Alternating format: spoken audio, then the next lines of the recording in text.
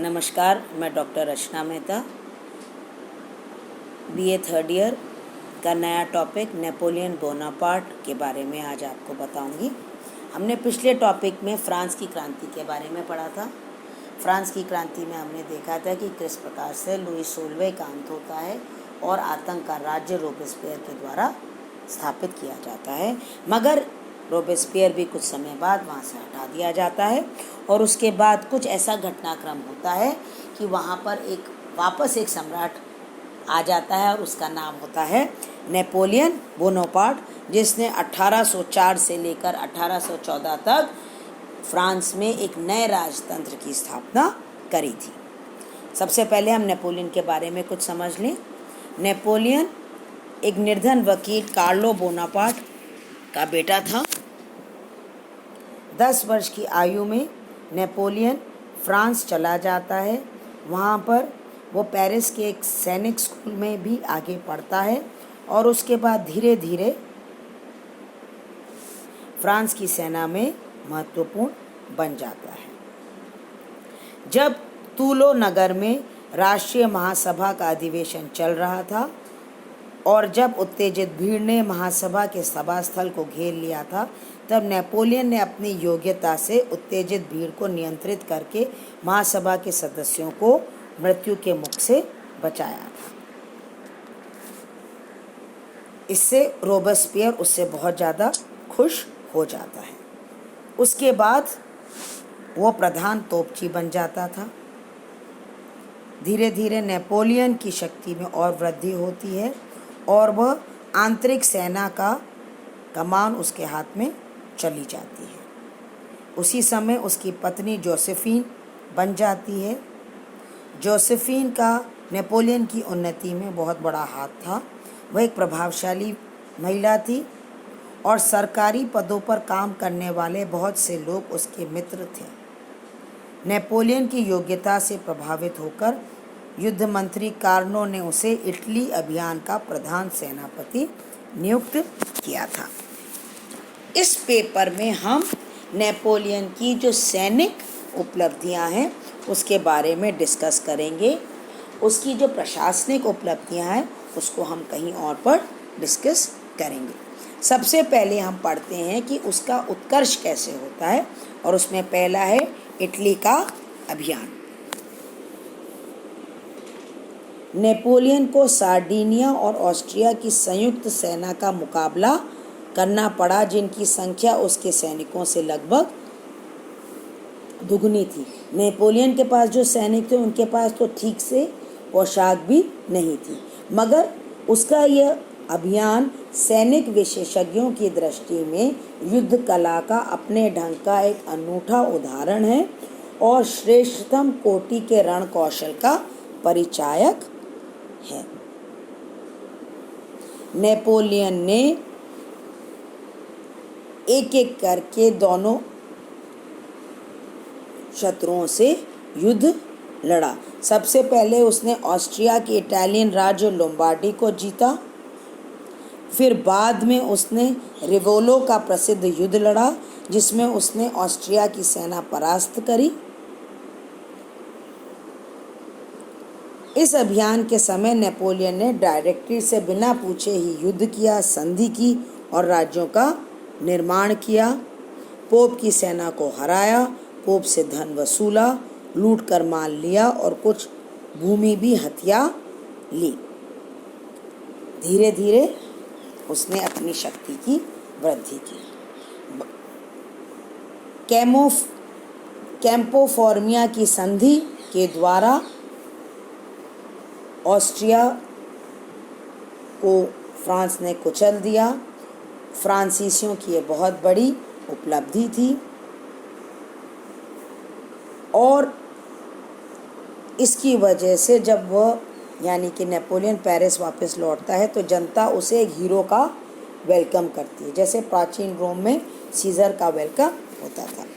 उसका जो इटालियन अभियान है एक बहुत ही सफल अभियान रहा और वह सेना और जनता दोनों के बीच में ही एक उत्सुकता का विषय बन गया।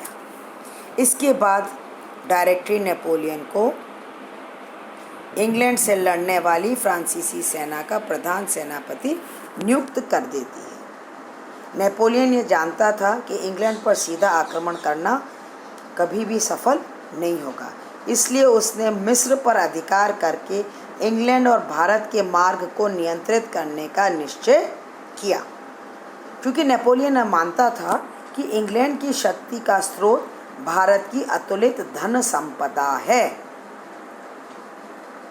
उस समय मिस्र अंग्रेजी साम्राज्य का भाग नहीं था, वह टर्की के सुल्तान के अंडर था।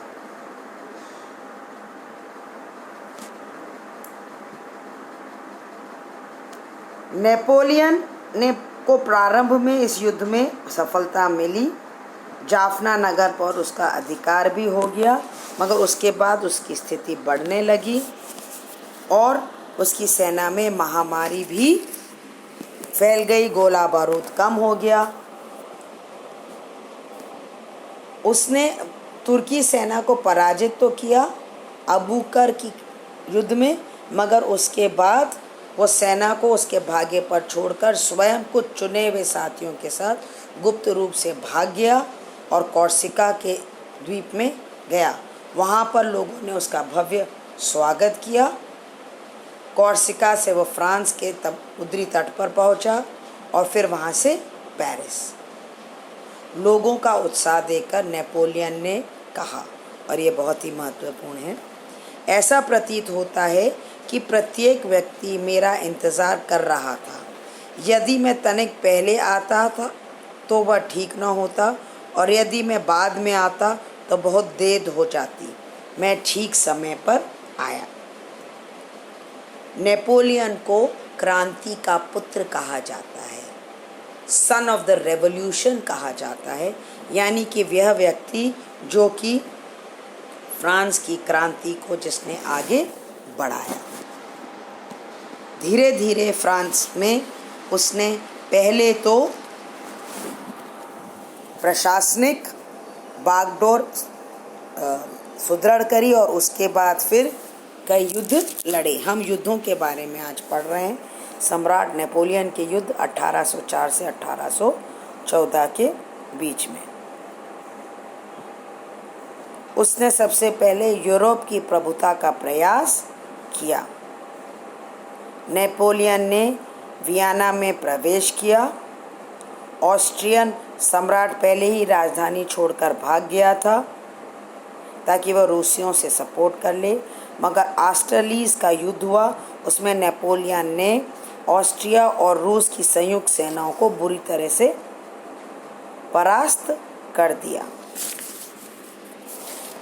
उसके कारण ऑस्ट्रिया को बहुत अपमान सहना पड़ा और अपना वेनेशिया, डल्मेशिया, टायरोल और ब्रेटनबर्ग के कुछ क्षेत्र फ्रांस को देने पड़े। नेपोलियन ने नेपल्स पर अपने भाई जोसेफ को बैठाया और हॉलैंड के गणतंत्र को राजतंत्र में बदला और अपने छोटे भाई लुई को वहाँ का राजा बनाया। उसके बाद धीरे धीरे उसने जर्मनी के जो छोटे छोटे बहुत सारे राज्य थे उन पर अपना वर्चस्व बनाया और राइन राज्य संघ का निर्माण किया। साथ ही उसने ऑस्ट्रिया के सम्राट फ्रांसिस को पवित्र रोमन सम्राट का पद त्यागने के लिए विवश किया और पवित्र रोमन राज्य को समाप्त कर दिया। उसके बाद नेपोलियन रूस की तरफ बढ़ा। एलाऊ के युद्ध में एक घमासान युद्ध हुआ जिसमें हजारों की संख्या में सैनिक मारे गए। बाद में रूस को विवश होकर टिलसिट की संधि करनी पड़ी।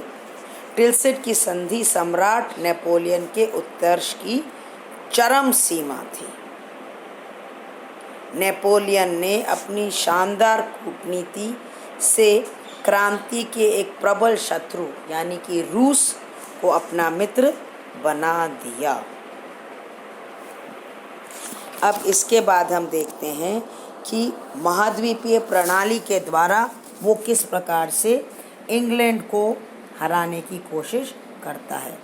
व्यापार बहिष्कार नीति या महाद्वीपीय प्रणाली या महाद्वीपीय नाकेबंदी के द्वारा इंग्लैंड के व्यापार को नष्ट करने की कोशिश नेपोलियन द्वारा इस महाद्वीपीय प्रणाली के द्वारा की गई। नेपोलियन जानता था कि इंग्लैंड की शक्ति का स्रोत उसका व्यापार है और व्यापार का स्रोत है उसके उपनिवेश, जहाँ से वह कच्चा माल लेता है और तैयार माल बिकता है। उसको लगता था कि अगर ये बनियों का देश को हराना है तो उसे उसके व्यापार वाणिज्य को रोकना पड़ेगा। इसलिए उसने यह कार्य किया अपनी बर्लिन डिक्री के द्वारा और उसका विरोध किया इंग्लैंड ने अपने ऑर्डर इन काउंसिल द्वारा। और उसके बाद फिर नेपोलियन ने मिलान नगर में एक और कानून बनाया। महाद्वीपीय व्यवस्था नेपोलियन की एक सूझ थी, मगर हेज़न कहते हैं, जो कि एक महत्वपूर्ण इतिहासकार हैं, कि इसके लिए उसे सर्वत्र और निरंतर लागू करना आवश्यक था।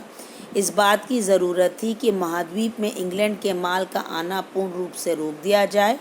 कोई भी ऐसा मार्ग न रहे जहां होकर यूरोप में उसका प्रवेश हो सके। इंग्लैंड तभी हथियार डाल सकता था जबकि उसके सारे बाजार बंद हो जाएं। But this was a very difficult thing, क्योंकि व्यापार बंद होता नहीं, काला बाजार होने लगा, वस्तु के मूल्य बढ़ने लगे, लोगों ने बहुत सारी परेशानियों को सामना पड़ा। स्वीडन ने इसका विरोध किया। उसके बाद जब हॉलैंड के शासक लुई बोनापार्ट, जो नेपोलियन का भाई था, उसने इसका विरोध किया तो नेपोलियन ने उसे भी हटा दिया। जब पोप ने विरोध किया तो पोप को भी उसने हटा दिया। धीरे धीरे यानी कि उसकी शत्रुता सभी से बढ़ने लगी। मगर जब पोप से शत्रुता बढ़ी तो जो रोमन कैथोलिक्स थे, जिनके लिए वो उनका सर्वोच्च धर्मगुरु था, वो फ्रांस के विरोधी बन गए। अब हम देखते हैं कि स्पेन में एक राष्ट्रीय आंदोलन होता है। वहाँ का शासक चार्ल्स चतुर्थ और युवराज फर्डिनेंड के बीच में आपसी फूट के कारण जनता में उनकी अलोकप्रियता होती है। नेपोलियन वहाँ पर आक्रमण करता है और स्पेन में अपना हस्तक्षेप बना लेता है, मगर यह स्पेनिश फोड़ा उसकी विनाश का महत्वपूर्ण कारण बन जाता है। और इसके बाद क्योंकि स्पेनिश जनता का पूरा सहयोग उसे कभी भी मिलता नहीं है। उसके बाद होता है मॉस्को का अभियान। रूस के सामंत हर वक्त फ्रांस के शासक का सपोर्ट कर रहे थे, फ्रांस के क्रांति के विरोधी थे। एक विशाल सेना लेकर, जो कि लगभग 6 लाख सैनिकों की थी, नेपोलियन रूस पर आक्रमण करता है। मगर नेपोलियन वहाँ पर बुरी तरह से पराजित हो जाता है, क्योंकि रूसी सेना अपनी परंपरागत शैली के अनुसार पीछे हटती जाती है और अपने खेतों और खलिहानों को जलाती है ताकि शत्रु को अन्न नहीं मिले। उसके बाद रूस में, मॉस्को में जब ठंड बहुत हो जाती है तो सैनिक कड़कड़ाती ठंड में मर जाते हैं। घास के अभाव में घोड़े भी मर जाते हैं। कठिनाइयों के बाद जब नेपोलियन अपनी विशाल सेना के साथ वापस आता है तो उसके पास केवल 20,000 सैनिक ही रह जाते, यानी कि 5,80,000 सैनिक मॉस्को अभियान में मर जाते हैं। इसके बाद लिप्सिक का युद्ध होता है 1813 में, जब रूस, ऑस्ट्रिया, प्रशिया मिलकर लिप्सिक में युद्ध करती हैं, नेपोलियन को बुरी तरह से हरा देती हैं। इस 4 दिन को चलने वाले इस युद्ध को राष्ट्रों का युद्ध कहा जाता है। नेपोलियन को सिंहासन से हटा दिया जाता है और एल्बा द्वीप में भेज दिया जाता है। उसकी सम्राट पदवी को कायम रखा जाता है और उसे एल्बा द्वीप का स्वतंत्र शासक बना दिया जाता है। मगर नेपोलियन इस भयंकर पराजय से असंतुष्ट होकर 1815 में भागकर फ्रांस पहुंच जाता है। 18 जून 1815 को एक महत्वपूर्ण युद्ध लड़ा जाता है जिसे कहा जाता है वाटरलू का युद्ध, नेपोलियन और वेलिंगटन के बीच। नेपोलियन के पैर उखड़ जाते हैं और वह परास्त हो जाता है। पेरिस भागता है मगर लोग उसका साथ नहीं देते हैं। अमेरिका भागने की कोशिश करता है मगर अंग्रेज़ों द्वारा पकड़ा जाता है। फिर उसे सेंट हेलेना के द्वीप में बंदी बनाकर रखा जाता है। 6 वर्ष बाद 1821 में इस महान विजेता और सेना नायक की मृत्यु हो जाती है और इसी के साथ फ्रांस की क्रांति भी समाप्त होती है। धन्यवाद।